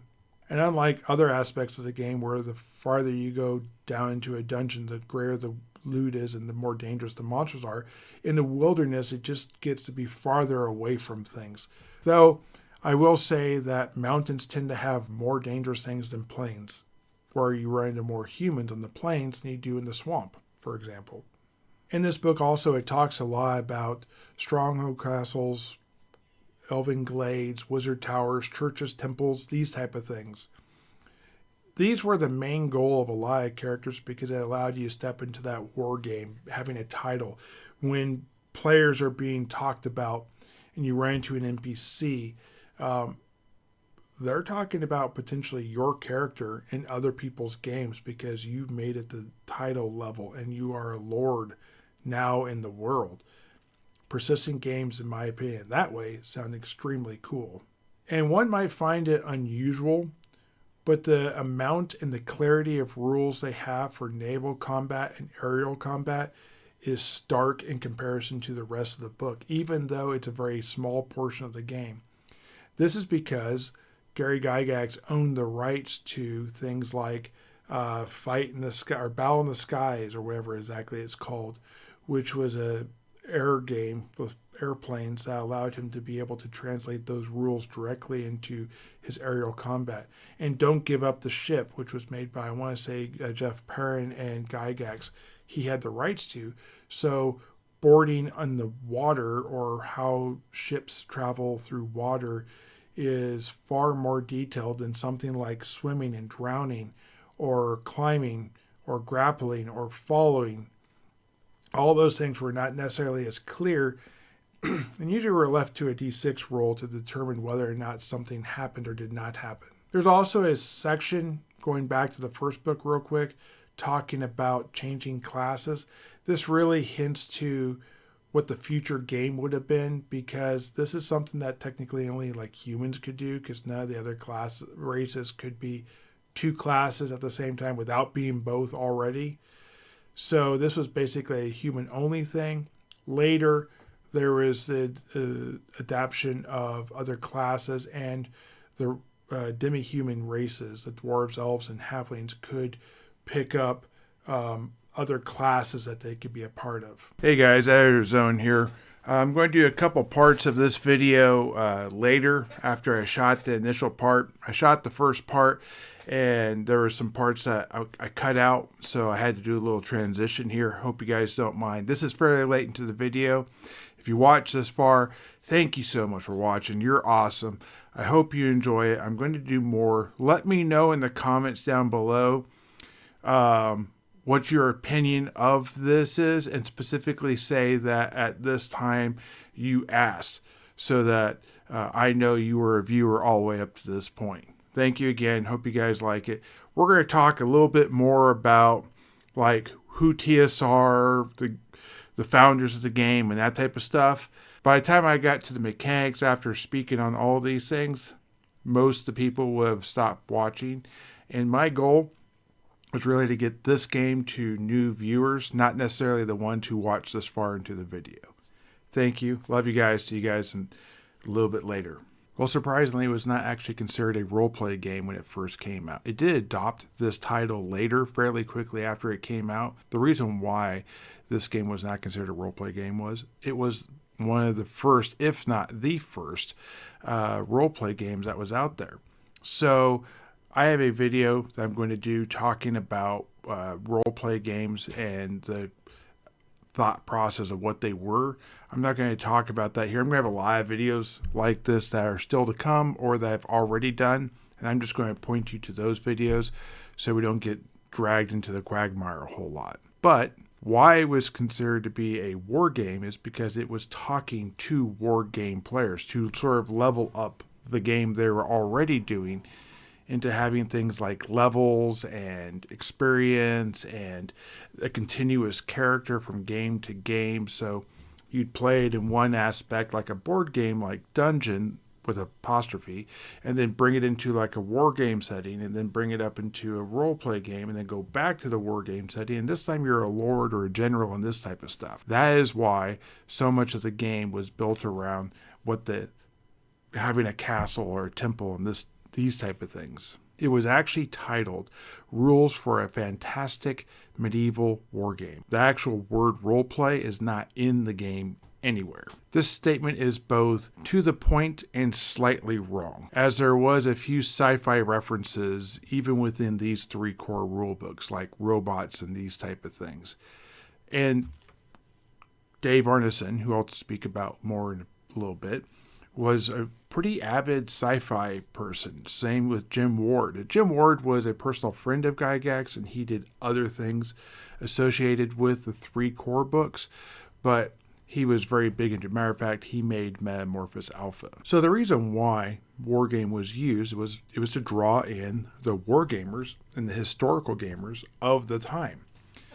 There was less of a distinction between the two back then, and fantasy was sort of a brand new thing. But if someone wanted to take their commander general, their czar, whatever they might call it, give it a name and have it be continuous from one game session to the next, and have it actually be better during a period of a campaign, notice the word, then this is the way you could do that, is having some way to track it, some way of something being transferred from session to session. And Dungeons & Dragons was originally the attempt to do that type of thing. There was no per se roleplay audience yet. The concept was really obscure and really wasn't a main gaming theme until after this game. This game is the reason why it became that. So it's trying to do multiple things at the same time, talking really both sides of their mouths, trying to control the conversation while projecting a new brand and product all at the same time. Well, what does this mean for a player? Well, the player gets to build towards epic combats between your character. Let's say his name is Bob, and he started from scraps and became a proper adventurer with armor and a weapon and everything. He would then end up hiring a torchbearer and a couple of porters to help carry his stuff around. He might hire some guards to protect the porters when they're in camp or the injured or the wounded people that are in the party. You might have them protect them overnight. At some point in time, though, Bob and some of his friends would go into a dungeon, or maybe an abandoned, ruined location that smells of elderberries and hamsters, wet hamsters. After many adventures, Bob would return with what might be called a holy grail, upon which he would be granted lands and titles. And now Lord Bob would have several men at arms that he could spend part of his time patrolling maybe his own roads to make it safer for the world around him, because he has a castle or a keep or maybe just a tower. He wants to do this because he's trying to entice skilled laborers to come in so they can build something grand and nice for him. However, Bob keeps running into these bandits and these thieves and these pirates that keep harassing his cargo ships as they go in and out. So after a great number of time, the king that rules over Bob says, hey, I'm calling back in my banners. I'm also calling in all the banners of all these other lords that I've given titles to. Now we're going to go fight those bandits, those pirates, those whatever that might be, so that we can have a safer area for our skilled laborers or just common people to travel around. So Bob goes and calls in all of the men-at-arms he can get and gathers as much well-trained adventurers as he can get. And now Bob is a leader of his own army that enters the battlefield after all these times. And now he has a battle. Again, going back to what I was saying with the war game, it was all about that big epic fight, that big grand finale. So what if you're saying, okay, well, what if Bob doesn't have a castle? Would it be the same? Of course. The game refers to several other things. Maybe it's a stronghold for dwarf. Maybe it's an elven glade. Maybe it's a wizard tower. Maybe in future books, there's other things because they have other classes. The game was never meant to be fixed on 4 races and 3 classes. It was never meant to be fixed there. That was just the starting point in which the game would come from. Everything has a smaller scale when it first starts. Well, this is really designed to be in a continuous game, or really what I like to refer to as like a persistent game. You play your character, we're going to name it Bob. Bob does a dive into a dungeon. You come back, you sell stuff. You have 3 days of travel, and then you decide to have plate mail made. It's going to take you 10 days. So while this is going on for 10 days, you decide you're going to rest in some sort of like hospital type place and get back your hit points. So while you're resting Bob, next week comes around, you're able to play again, but you can't play Bob. Bob's still resting. Bob had a 3-day journey there and back, and he's having armor made, and he's still got like three more days worth of healing before he's up to full hit points, and he won't even have his new armor. That's going to take 13 days. It's been 7. You're going to have to wait till next week to play Bob. So what do? You make a new character, and you go and play that character, and that's why certain stats really became less important, and people just kind of rolled dice, made a character, and went, because the most important characters have come to the surface anyways, and you're just trying to get back out there and go. We're going to get more into that in just a second. So, persistent games. Who had the first persistent game? Well, actually, the first persistent game is going back to Dave Arneson. Dave Arneson had Blackmore. He invited Gary Gygax, after talking with him in 1968 or whatever it was at Gen Con, which was actually designed to be around other games like Chainmail, which we'll come back to in a second, that was basically put on by Gary Gygax. So after Gary met Dave Arneson, they went to go play a game of Blackmore. And Blackmore was not Dungeons and Dragons. It was sort of like a mixture of Brownstein, which is much like a LARP in many ways, where you have essentially salons and 2 different groups, and they kind of vie for each other, and there's people walking around having normal conversations. And then at the end of it all, the decisions you made, the things that are going on, will have reflection on a battlefield, which is kind of like the same type of thing that Gary Gygax was doing with Dungeons and Dragons, but this was like in a night. This would just happen overnight. Gygax's thing that happens over real time, months spent into it. You might spend 6 months building that bridge, and it might not be built yet, and you have to decide, what are you going to do? Are you going to pull your resources, hide your wood, put guards there so no one steals it? Whatever, right? In Brownstein, you might be the chancellor of a university. You might be the mayor of a town. You might be the baker who's making the food for the soldiers. You all have jobs and tasks. You might be the spy who's playing as the baker. But the real goal is to now nourish the army and to not prepare enough food so not everyone can eat. Or maybe replace it with the wrong type of whatever to make them a little bit sick without getting caught. Maybe you're a cop and you are looking for the person who's making people sick, or you're some sort of agent that's designed to make sure this thing doesn't go awry. In Brownstein, they had similar things, but very different than what we have in this version of Dungeons and Dragons. What's interesting is Gygax left with so many ideas for his fantasy game, as it was called back then, that he came back and kind of incorporated a lot of them into Dungeons and Dragons. A short while back, I asked everyone, who do you think contributed more? Do you feel like Dave Arneson contributed more, or do you feel like Gary Gygax contributed more? And what do you think was more meaningful? And most people came back with Gary Gygax. I don't think necessarily people know who Dave Arneson was in this equation. Go check out that post if you want, and we'll see if this swings by the end of this video. So Gary Gygax went back and created a game world, a campaign world that he called Greyhawk. So you have Blackmore, you have Greyhawk, and it all comes from Brownstein. The color theme and then a word or a noun after it is kind of common back then. Gary Gygax is one of the core founders of Dungeons and Dragons. So is Dave Arneson. Gygax's first name was actually Ernest, but he went by Gary. Only friends and family probably would call him Ernest, or maybe if he's being yelled at by mom, if I was to guess, not to try and say what his mom was like, because I don't know anything about his mom. But if his mom was anything like my mom, usually when she's using your full name, it's because you're in trouble. And in Gygax's world, he used a system of alignment that was similar to what you'd find in Three Hearts, Three Lions, and really in the Dying Earth series by Jack Vance. So what that is you have law, you have chaos, in the middle you have neutrality.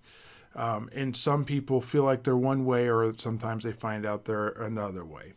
So, and this kind of makes them outcasts amongst their own people. So if you're an elf and you are more neutral or more lawful, then you're going to find yourself in one group and out of another group.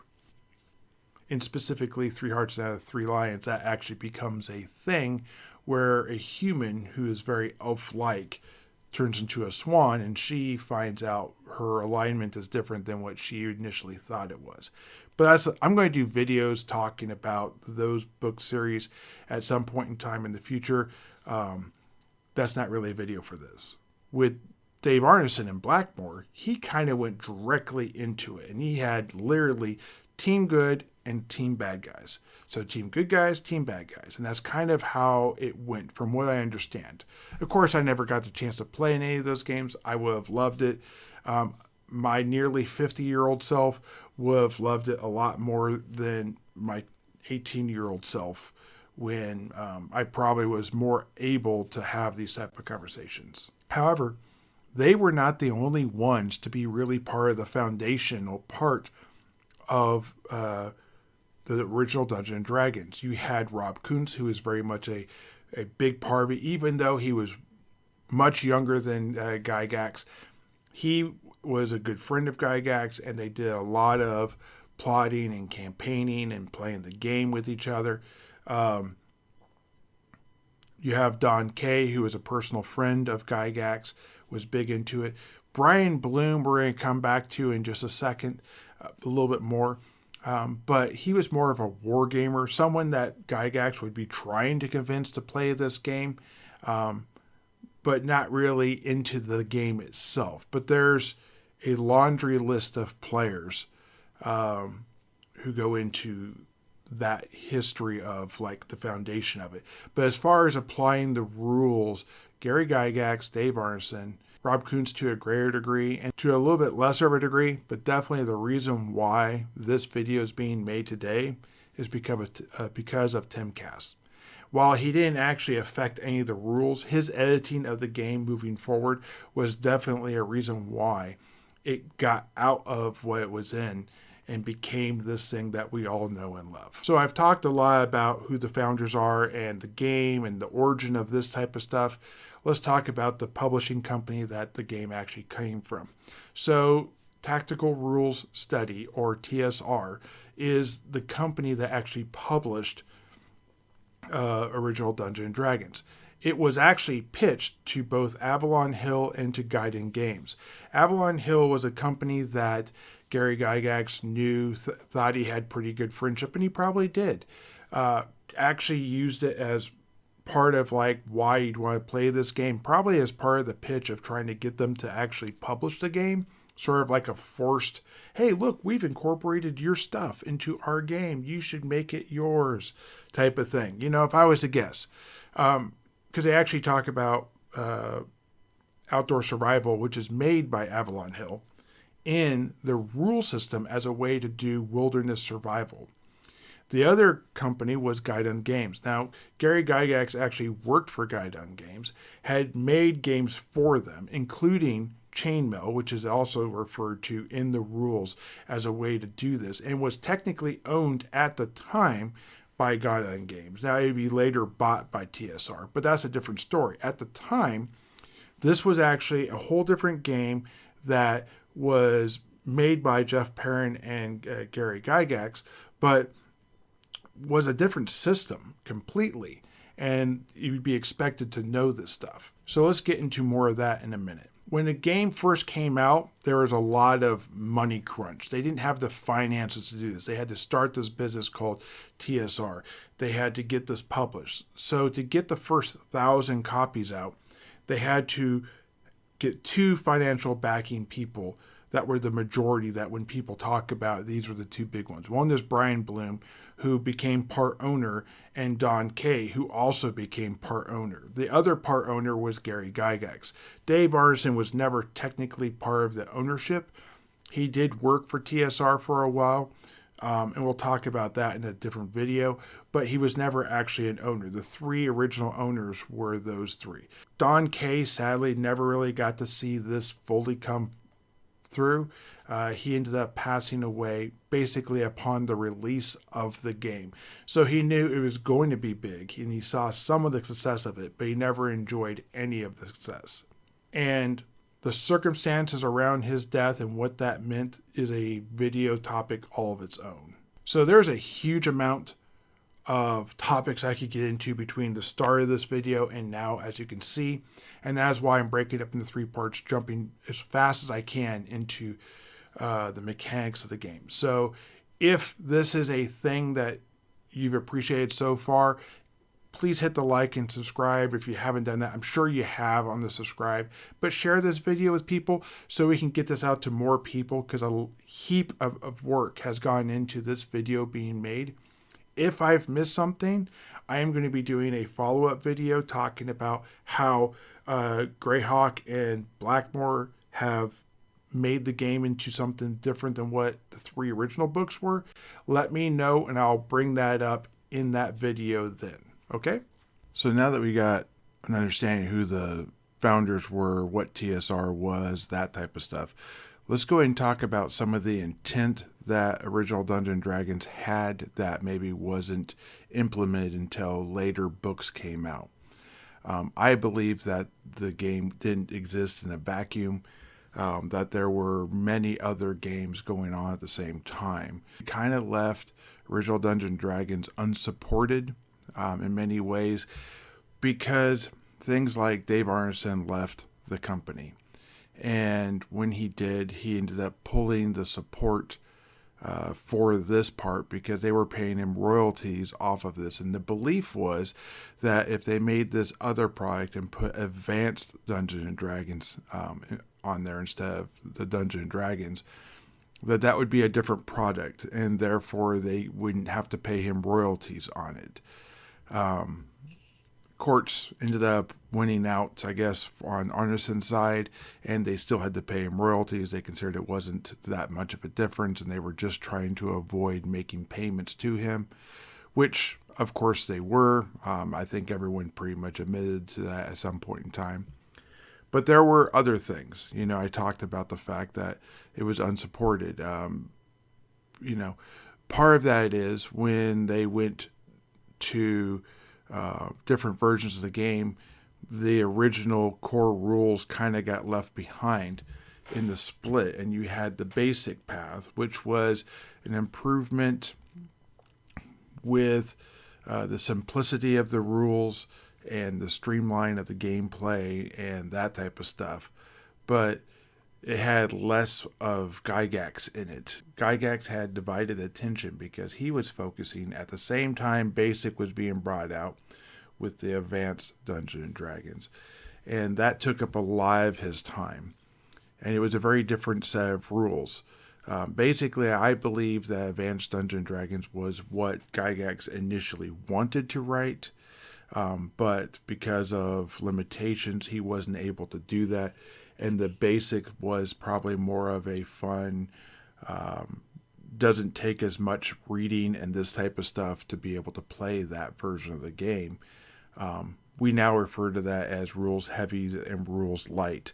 The thickness of the book would have a lot to do with that, as you would see in other videos when I go there. But it wasn't just the fact that D&D basically split into 2 different paths.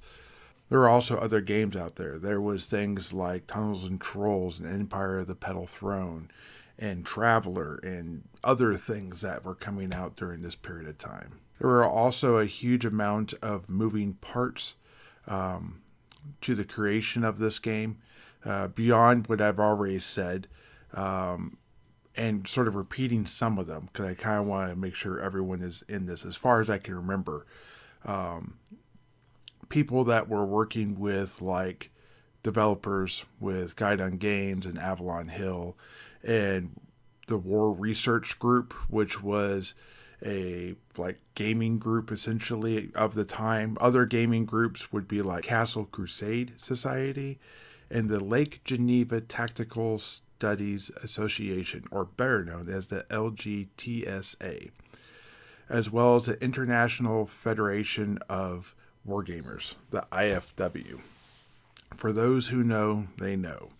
And these all had their own fanzines and that type of stuff that would talk about the game. From these other organizations, certain associations were made. Some of these were lifelong friends, some of these were business partners that truly assisted in the process of making original Dungeons and Dragons and then turning that into the franchise that it would become. So let's go ahead and honor some of those right now. We have Rob Kuntz, lifelong friend, Jim Ward, who is definitely an enthusiast that played in Gygax's game. I wouldn't to say they were lifelong friends. Jeff Perrin was an early business partner, definitely got things going. With everything, including Cavaliers and Roundheads, a game I didn't even really fully talk about.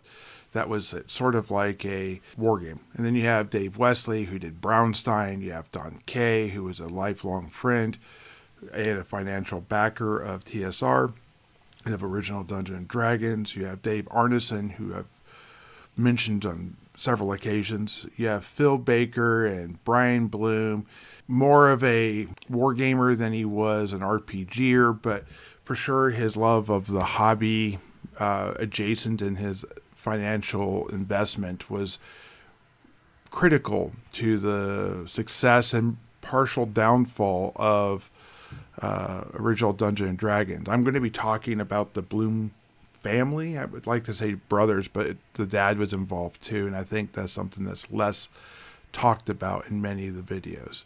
But there were so many other friends and fellow gamers that were part of the vetting process of the game that we got the game that was finalized essentially, and that so many of us loved.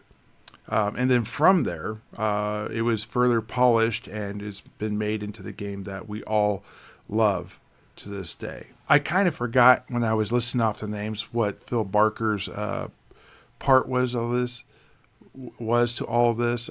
He's kind of credited with the to hit because of different games and whatnot he was a part of. I would love to list all the people and all their contributions in a video, but that list would be far too long. That is why I've done individual videos, some of them over an hour, talking about like Chainmail and Brownstein and all these type of things, as well as Dungeon, the board game, which I play with my 8-year-old daughter. If you want to see those videos, check my playlist and you'll find them on there. To have even a more holistic view from the perspective of those who are part of the early foundations of Dungeons and Dragons, you have to consider authors like Jack Vance, who basically structured the magic of the world, Robert E. Howard with Conan the Barbarian, Fritz Leiber with Fahard in the Grey Mouser, H.P. Lovecraft with the Cthulhu myths and all that type of stuff, and his open sourcing of his world, basically allowing a lot of people to pull inspiration from it and tell their own stories. You couldn't have this and if you didn't have Strange Tales and other pulp fictions that came out. Pulp fictions were not like the movie. These were actually digest-sized books. And if you don't know what a digest-sized book, a Reader's Digest is a digest-sized book. You can use a website to go check that out. It's spelled google.com, and you'll find out what a joking a little bit, a digest-size book is. And the wood pulp is what makes it called a pulp fiction, and they were often fictions. But they were all types. They weren't just the fantasy and sci-fi stuff. So now that we have sort of the foundation of everything, I wanted to go ahead and talk about some of the intent that was probably there, that was wrote in this book that would probably be followed up, but not maybe so clearly. And when I go into supplement 1 and 2 in particular, you will see some of this. So it talked about in there about having D4s, D8s, and D12s specifically.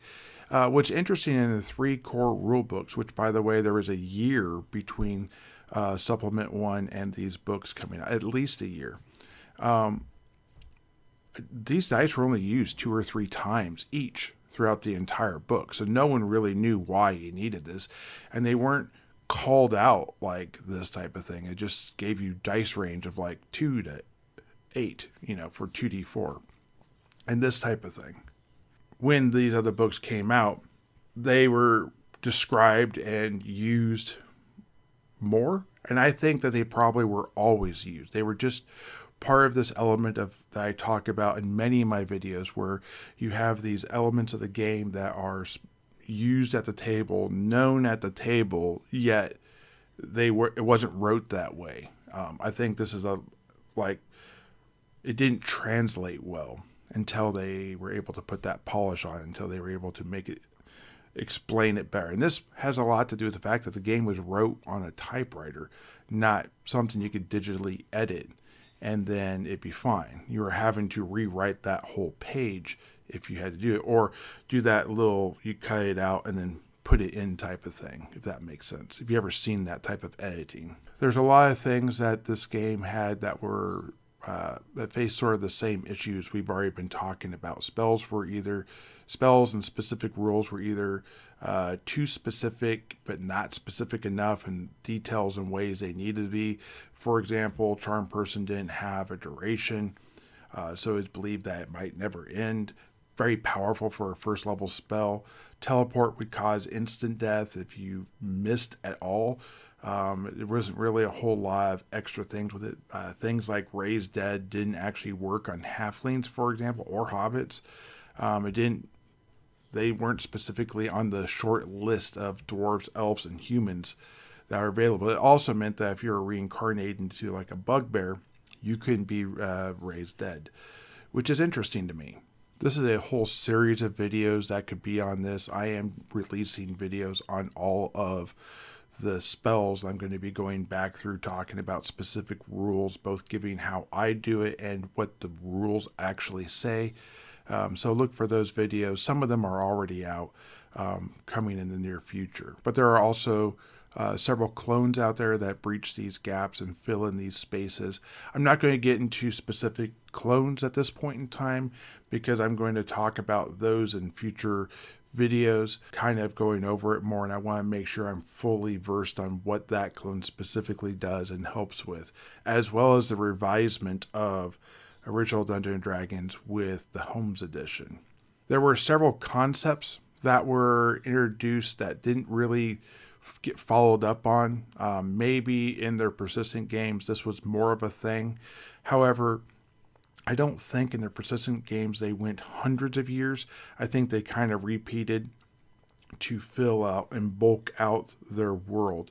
There were some games like Pendragon and the Saga series of games like Viking Saga and these type of things where you would repeat these years and you'd have generations of families and this type of stuff that are probably closer to actual history with a fantasy element or slant to what actually happened. So werewolves could exist and this type of stuff as shape changers within the Viking communities and that type of stuff.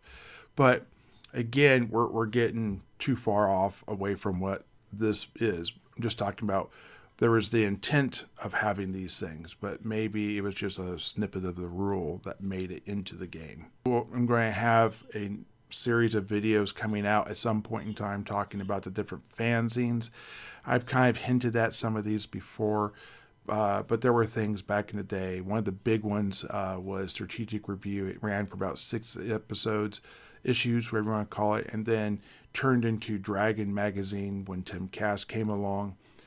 It was basically a place for people to ask questions and get for Gygax to answer, as well as for Gygax to realize what was not in the books and then to fill that in, including many monsters that they wanted to have in the book, but they didn't actually have it. Another YouTuber said this well, and it makes a lot of sense to me, that original Dungeons & Dragons didn't describe the mechanics of the rule. It explained the story of it, like in a narration format, which allowed for a lot of open-endedness and the ability to kind of put your own spin on it, which I think the original founders thought was a great idea. This went with the basic side of Dungeons and Dragons and did not really follow as closely to that in the advanced Dungeons and Dragons that went forward. So that might have been more of a Dave Arneson thing versus a Gygax thing. I'm not 100% sure on that. Let me know in the comments down below what you've heard about that.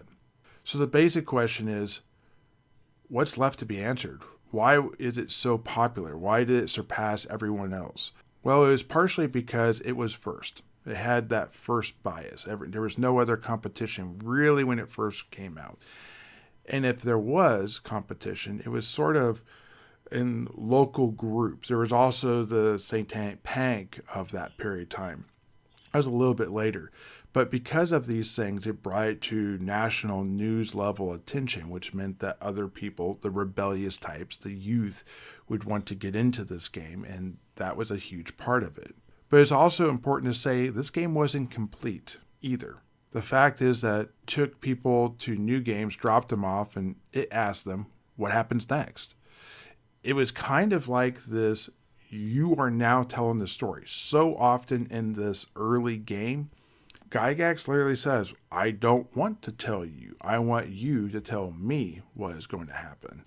Because they didn't think modules, for example, were going to be a big thing. Because why would anyone want to be told what to do? Just make your own thing. Because they were very versed in this world, steeped in this imagination. They thought all of their people were. As it turns out, that was a miss. A lot of people love pre-made modules. I think persistent worlds played more of a thing than we historically look back on or maybe overlook. By that I mean that if you had a regular group and you were in a Dungeons and Dragon group and you found a secret or a resting place or a safe spot, that knowledge would be something you'd keep very private and wouldn't want the rest of the world in the real world to know, because you were always competing against the other people going in. Beyond what happened in tournaments, the actual going into the dungeon and not having your loot taken, the unguarded treasure in the next room you just didn't get to, taken by another party, is a major thing. Also, because they would have these campaign battles with the war game side of things, having the bad guys get this treasure would be extra bad, because then that meant that they would be using it against you in these battles. This has actually helped me greatly with my solo campaign and what it would look like. I've been doing that. I'm going to be doing more of this, and I've got more videos of that coming out. I think I have 17 of those videos currently. But I'm going to be doing a whole series talking about Rover the Explorer. I'm going to be doing some chainmail battles with certain commanders in the area who are trying to take back control. And I'm going to be talking about some of the mass combat in my campaign. And at some point in time in the future, I'm going to be doing a bad guy series, a bad guy playthrough, where I'm either going to be playing as some group, or I'm going to be playing as some faction who are mostly bad guys to help develop that side of my world. I don't know if I'm going to be doing it exactly in original Dungeons & Dragons. I might be using a clone when I do that. So if you want to see that, let me know what clone or edition you'd recommend in the comments down below, and I'll know that you watched at least the ending of this video. This video has been tremendously long. I want to thank everyone who has watched this. If you feel like this would add value to anyone that you know, or there's someone that you know that doesn't understand original Dungeons & Dragons and they'd benefit from this, share it with them. Get this out to more people. Thank you. I appreciate it. And I hope you guys have a great day. Keep rolling those dice.